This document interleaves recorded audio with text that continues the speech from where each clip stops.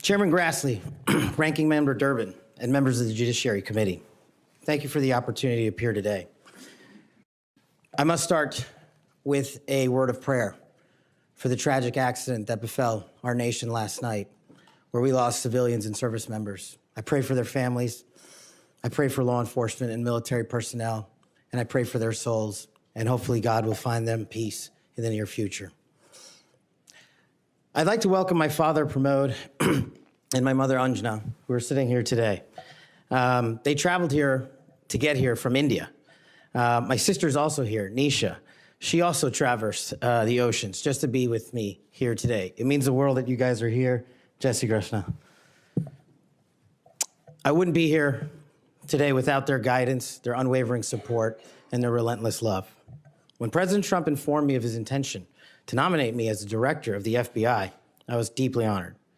Sitting here today, I carry not only the dreams of my parents, but also the hopes of millions of Americans who stand for justice, fairness, and the rule of law. My commitment to these principles is deeply rooted in my family's history, which has profoundly shaped my worldview. My father fled Idi Amin's genocidal dictatorship in Uganda, where 300,000 men, women, and children were killed based on their ethnicity, just because they happen to look like me. My mother is originally from Tanzania. She studied in India, as did my dad, and they were married there. They would later emigrate to New York, as the senator pointed out, where I was born, and we were raised in a household of my father's 7 siblings, their spouses, and at least half a dozen children. That's the only way we knew how to do things at the time, in the 70s and 80s, the Indian way. But we would soon learn the American way. These values have shaped and been the driving force of my career in 16 years of government service. Protecting the rights of the Constitution is of the utmost importance to me and has been every single time I've taken that oath of office. The recent terrorist attacks in New Orleans tragically claimed the lives of 14 innocent Americans and serve as a stark reminder that our national security is at threat, both internally and externally.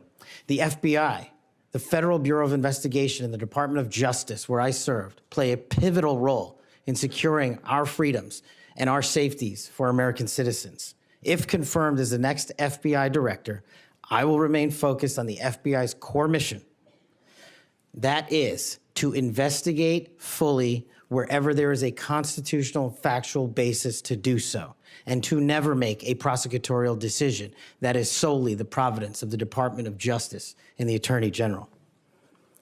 For the first 8 years after law school, I served as a public defender, first for Miami-Dade County and later for the Southern District of Florida. During that time, I represented some pretty awful human beings, charged with some pretty heinous crimes. But what I learned there was the core value that has been enshrined in me since, that due process must be provided without bias to all Americans. And if we cannot provide due process to the worst, then there can be no due process for anyone, and our constitutional republic fails. But I battled on that hill for that due process. I would later serve in the Obama Justice Department as a terrorism prosecutor in the National Security Division, where we successfully contributed to the prosecutions of terrorist organizations like Al-Qaeda, Al-Shabaab, and others. I was honored to receive the 2017 Assistant Attorney General's Award from Loretta Lynch for my work in helping the Ugandans bring members of Al-Shabaab to justice for murdering 74 innocent people, including an American. I would also receive the Human Intelligence Award from the intelligence community for related work on that mission. My experiences at the National Security Division and would later be followed by my experiences on the National Security Council as Senior Director for Counterterrorism, and later as the Deputy Director of National Intelligence, responsible for the production, creation, and promulgation of the Presidential Daily Briefing, our nation's most sensitive classified information and secrets to protect our country. My time in the White House was preceded by my time right here in Congress as a staffer on the House Intelligence Committee, where I spearheaded the investigation that exposed serious FISA, Foreign Intelligence Surveillance Act, abuses by members of the Department of Justice and the Federal Bureau of Investigation. That misconduct eroded the public trust in our FBI. The erosion of trust, as Chairman Grassley pointed out, is all too low today. 40% of Americans have trust in the FBI.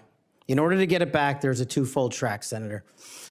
One, violent crime is exploding in this country, and we cannot afford them to allow it to run away. We must tackle violent crime. Just in 2023 alone, there was 100,000 rapes, 100,000 drug overdoses, and 17,000 homicides. The priority of the FBI, if I'm confirmed, will be to ensure that our communities are protected and safeguarded and our children have parks to play in and not needles to walk over.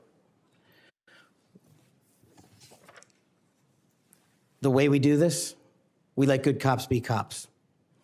We let law enforcement and we provide them with the tools necessary and resources they need to get after violent crime. The second way we do this on equal track is aggressive constitutional oversight from Congress. The public trust can only be restored if there is full transparency, and I am committed to that full transparency. Members of Congress have unfortunately submitted hundreds of questions that have been unanswered by the FBI in recent times. That will not occur if I am confirmed. All appropriate requests for information will be responded to expeditiously and fully. I'm committed to working alongside the dedicated men and women of the FBI. They are warriors of justice, and I will always have their backs because they have the backs of the American people. I look forward to answering your questions, and I want to take a moment to thank my family, my friends, people who traveled here, and my entire team that has made this day possible. God bless America, and I look forward to your questions. ಹೆಚ್ಚಿನ ವಿಡಿಯೋಗಳಿಗೆ ಪ್ರತಿಧ್ವನಿ YouTube channel subscribe ಮಾಡಿ, bell icon click ಮಾಡಿ.